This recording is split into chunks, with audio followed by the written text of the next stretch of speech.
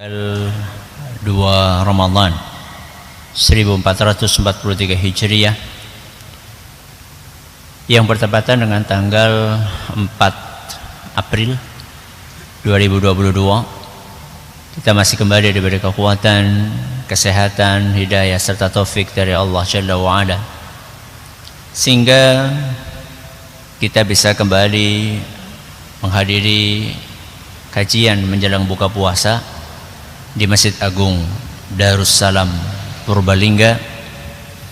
Kita berharap semoga Allah Subhanahu wa taala berkenan untuk melimpahkan kepada kita semuanya ilmu yang bermanfaat, sehingga bisa kita amalkan sebagai bekal untuk menghadap kepada Allah Jalla wa Ala. Allahumma amin.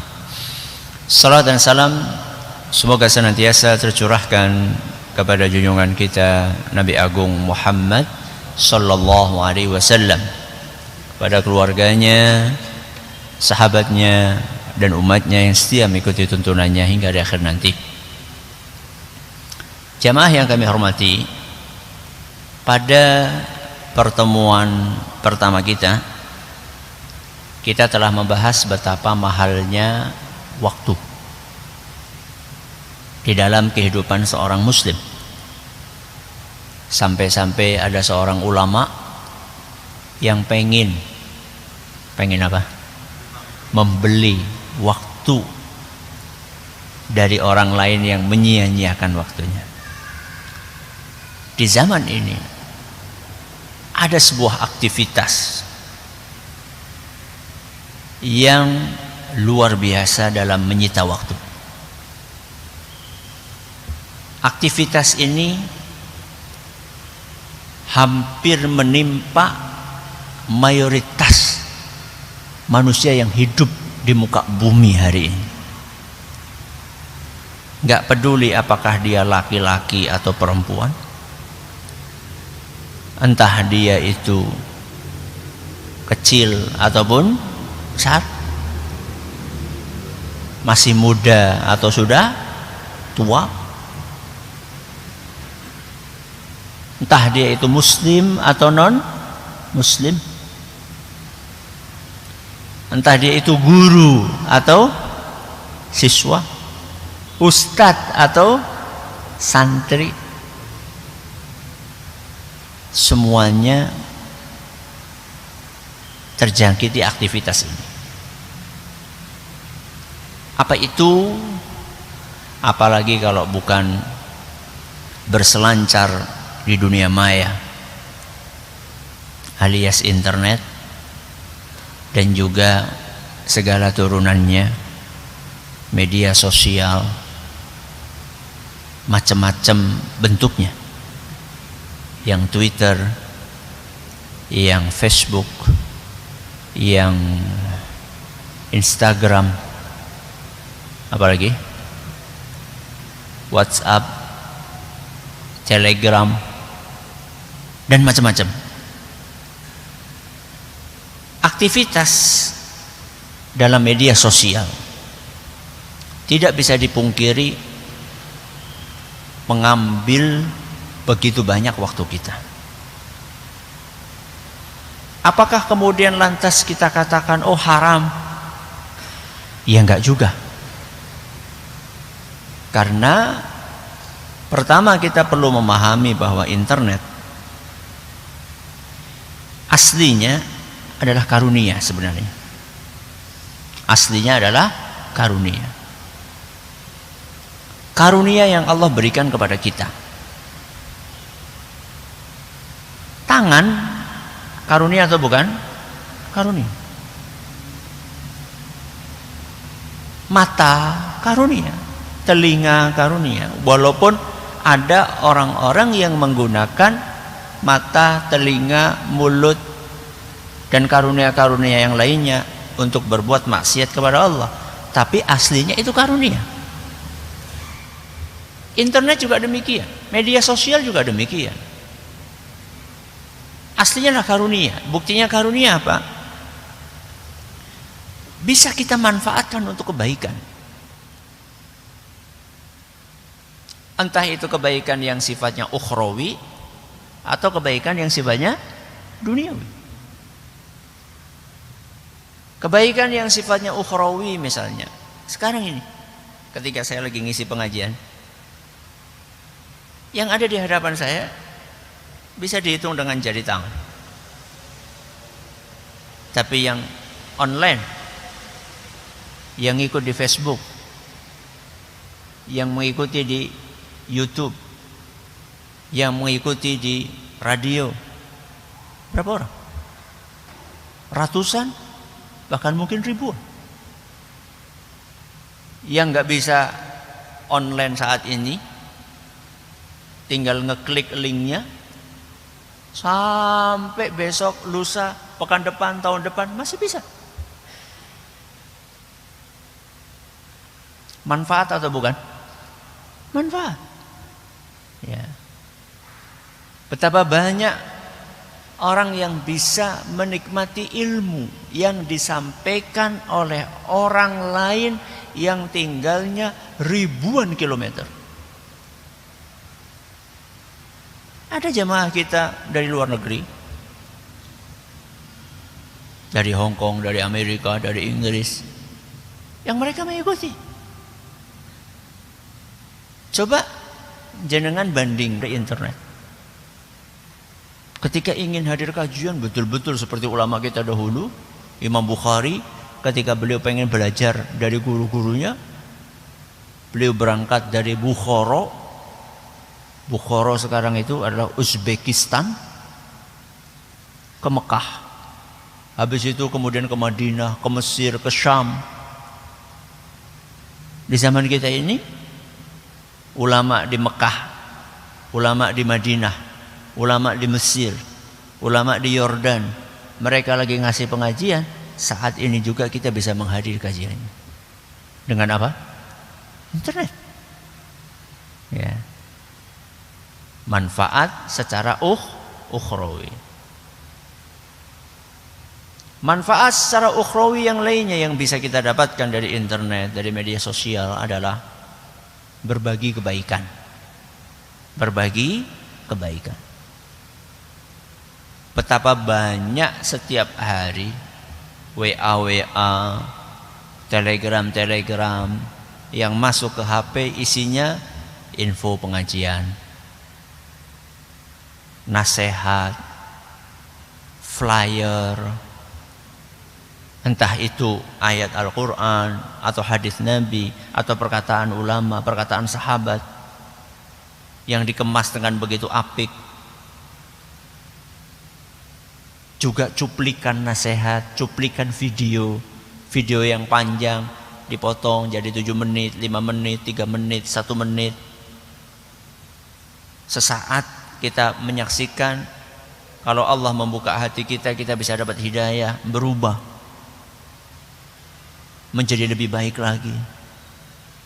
Ini manfaat ukhrawi. Apalagi manfaat ukhrawi yang lainnya, silaturahim.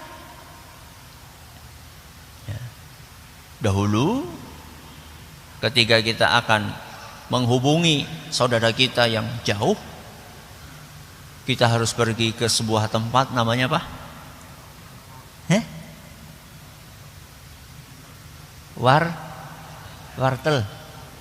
Wartel. Saya dulu jaga wartel. Ya. Setelah tamat dari pondok, sambil ngajar jaga wartel saya. Tahu persis gimana ngantrinya.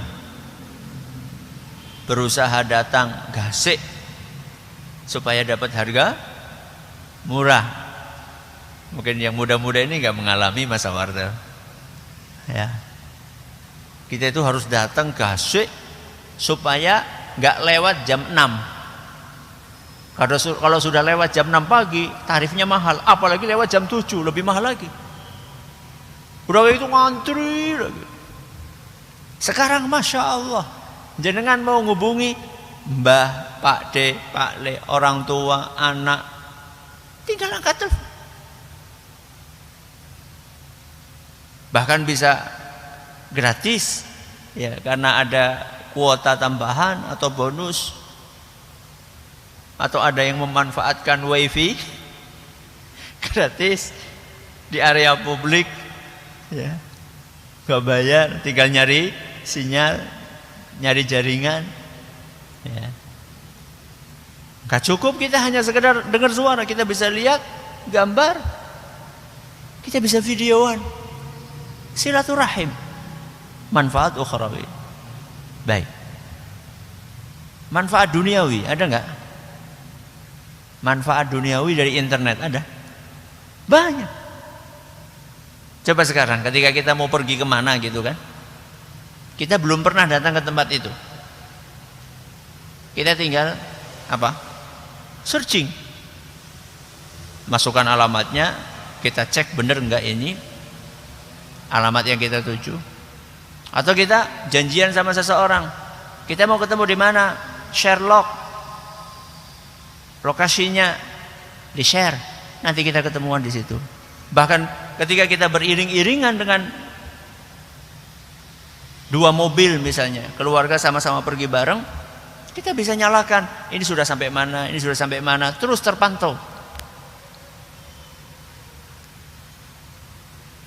Walaupun ya kadang-kadang nakal juga Google ini, gitu, belusukkan kemana gitu. Saya juga pernah mengalami hal seperti itu. Mau pergi ke sebuah tempat nggak tahu, dibelusukkan ke daerah yang terpencil, ketemu sungai, kemudian jembatannya terbuat dari kayu, ya bismillah, sampai tengah ambles, pakai mobil, bayangkan. Ambles di bawahnya sungai gitu kan.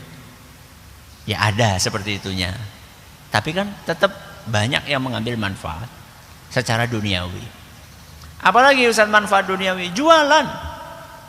Coba banyak mak-mak, ibu-ibu yang jualan online. Gampang banget sekarang promo, tinggal pasang di status promo barang, ada orang nyari, ada marketplace.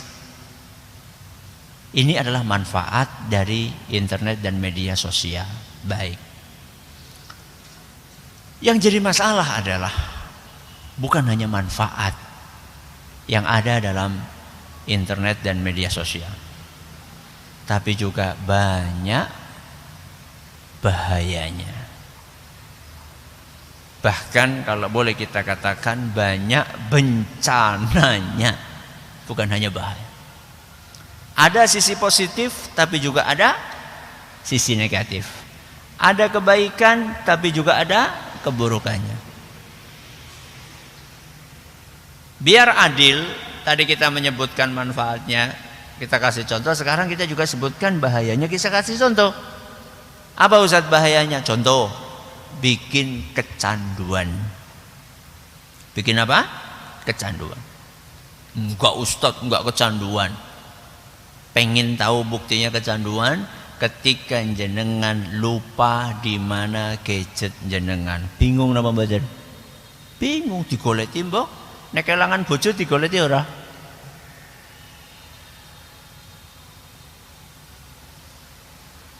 Itu buktinya kecanduan. Rasanya gatel kalau nggak megang apa? HP.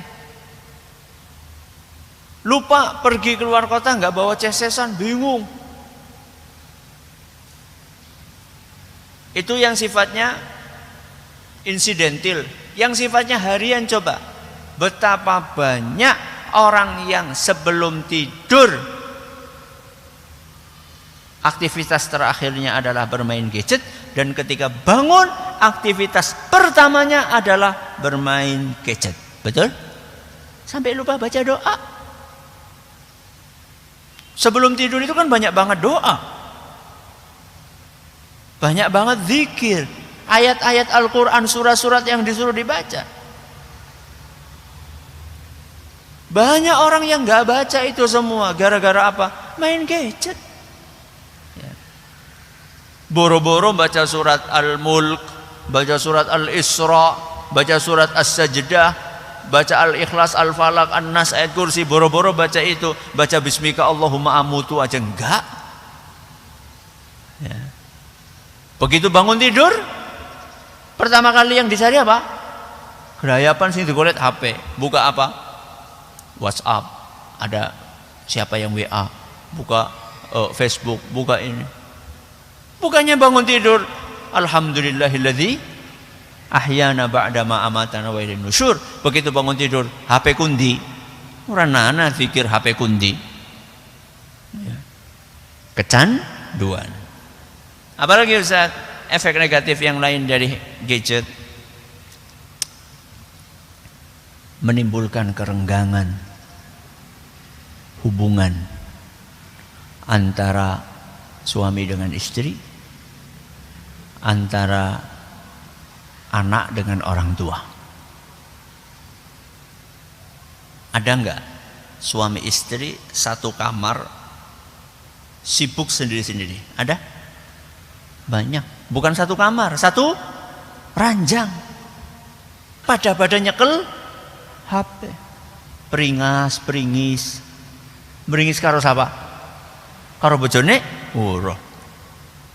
Ketawa ketiwi bukan kepada istri dan suaminya, tapi kepada teman-temannya yang ada di media sosialnya. Teman apa teman? Ya. Bahkan bisa jadi peringas-peringis berbuat maksiat di situ. Satu ranjang. Gak ada lagi canda tawa sebelum tidur antara suami dengan istri.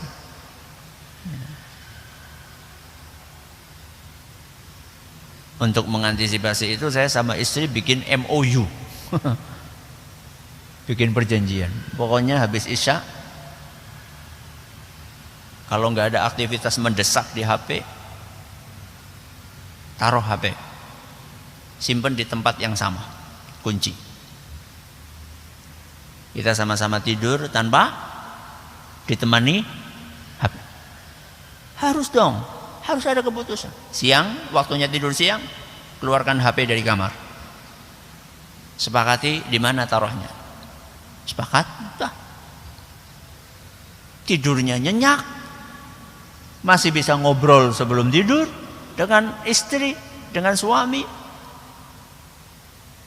Bukan hanya hubungan yang renggang antara suami dengan istri, termasuk juga hubungan yang renggang antara anak dengan orang tuanya. Coba orang tua yang ngasih HP kepada anaknya, ketika jenengan manggil anaknya jenengan pripun? Le, ora krungu. Kenapa? Fokus lagi main game. Ya. Dipanggil orang tuanya, bahkan di meja makan, mangsane mangan, kabehan nyekel apa? HP, ramane nyekel HP, biunge nyekel HP, anak nomor 1 nyekel HP, anak nomor 2 nyekel HP, kabehan nyekel HP, semuanya pegang HP. Ini rumah tangga apa sih?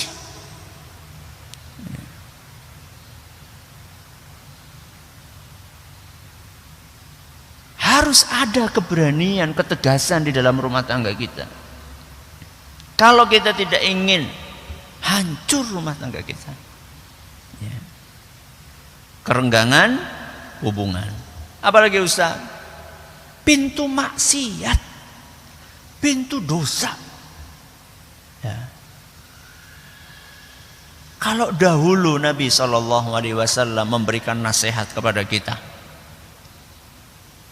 yang pengen menghindari maksiat, apa nasihat Nabi SAW? Imlik alaika lisana, jaga lisanmu. Wal yasa'ka baituk, banyak-banyak tinggal di rumah.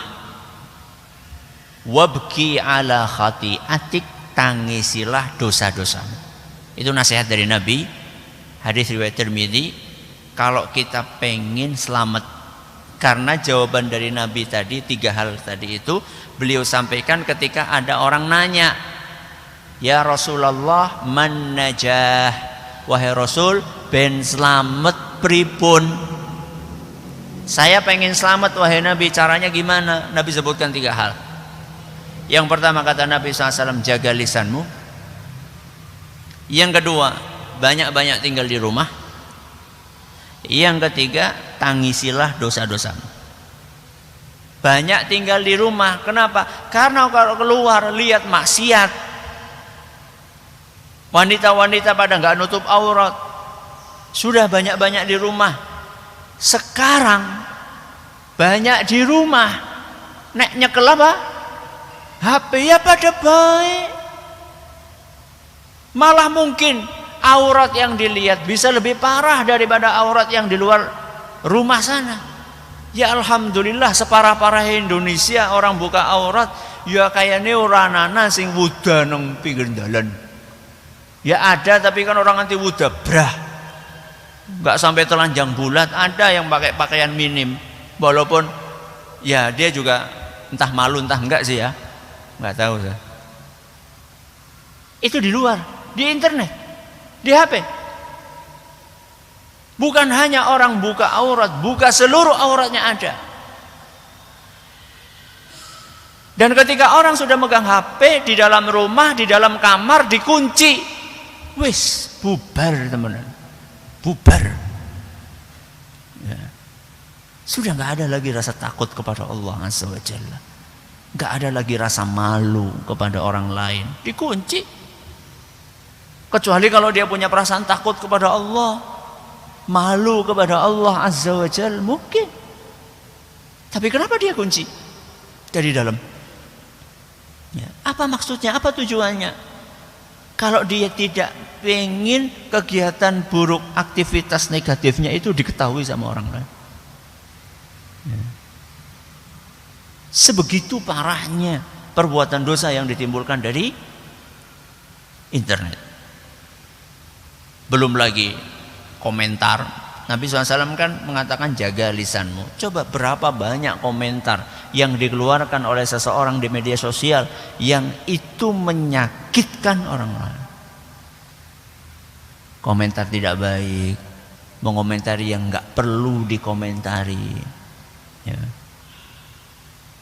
Betapa banyak kebohongan yang ditimbulkan di media sosial itu, yang dimunculkan oleh orang. Berita belum jelas ini benar apa enggak, tahu-tahu langsung di share. Bukan hanya terkait berita urusan dunia, yang lebih parah dari itu adalah berita tentang urusan agama, lebih parah lagi. Menjelang masuk bulan Ramadan, share hadis yang enggak tahu sahih apa enggak sahih. Yang penting asal share keutamaan setiap hari di bulan Ramadan, keutamaan malam pertama, keutamaan malam kedua, keutamaan malam ketiga. Kue hadisnya endi, riwayat siapa? Tahu-tahu langsung di-share. Betapa banyak dosa jariyah. Bukan apa? Bukan amal jariyah. Dosa jariyah yang kita sebarkan melalui media sosial. Jadi tadi kita di awal kita bahas bahwa internet, media sosial itu ada manfaatnya. Setelah itu kita bahas di waktu yang sama internet, media sosial juga banyak bahayanya.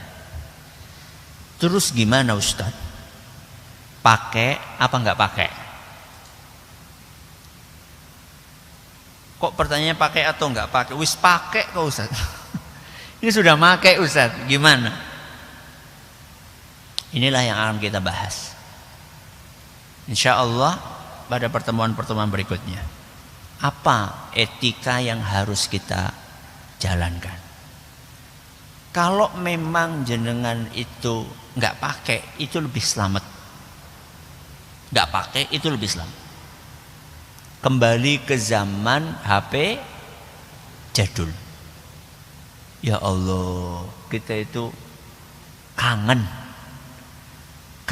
dengan masa-masa pakai HP jadul yang bukanya cuman kalau ada SMS atau telepon. Ya Allah, ayem. Nggak ada media sosial ini, nggak ada media sosial itu. Cuma ada SMS, telepon, dah.